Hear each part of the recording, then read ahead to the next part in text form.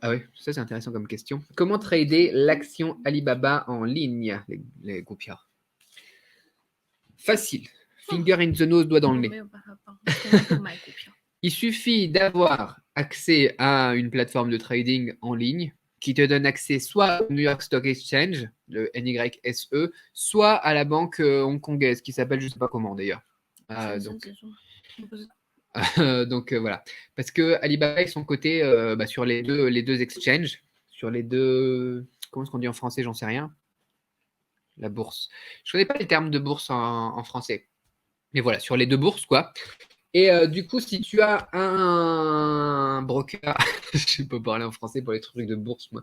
Si tu as un broker, avec l'accent français, ça le fait. Si tu as un broker qui te propose tout simplement l'accès soit au New York Stock Exchange, soit au Hong Kong Stock Exchange, eh bien, tu auras accès à l'action Alibaba, quoi. Voilà, ça peut être par Interactive Broker, ça peut être par eToro. Il y a pas mal de gens qui utilisent eToro, notamment sur Internet pour les particuliers.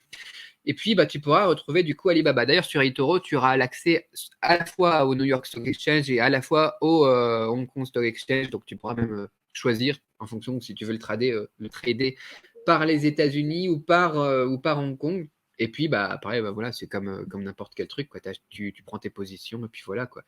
Et c'est quelque chose de pertinent à trader Alibaba par rapport à Amazon, par exemple, parce que c'est sous-coté, c'est sous-évalué, en fait. Amazon, il y a beaucoup de gens qui ont investi là-dedans et le ratio, enfin, je ne sais pas si tu connais en bourse, mais le ratio entre l'argent qu'ils investissent et puis la valeur intrinsèque par rapport au capital de la société, aux revenus, etc., est beaucoup plus intéressant du côté de Alibaba que du côté de Amazon. Donc, vous pouvez regarder après, regarder au niveau des avis d'experts. Mais le potentiel de croissance est très intéressant pour Alibaba, surtout en sortant de cette période de Covid-19, comme ça a été le cas avec le SRAS dans les années 2013, si je ne m'abuse. Alibaba et le commerce en ligne, par définition, s'en est ressorti beaucoup plus fort. Donc, si l'histoire est de bons conseils, il est fort probable que ça se reproduise. Ceci n'est pas un conseil d'investissement, je ne suis pas un professionnel, vous faites ce que vous voulez après.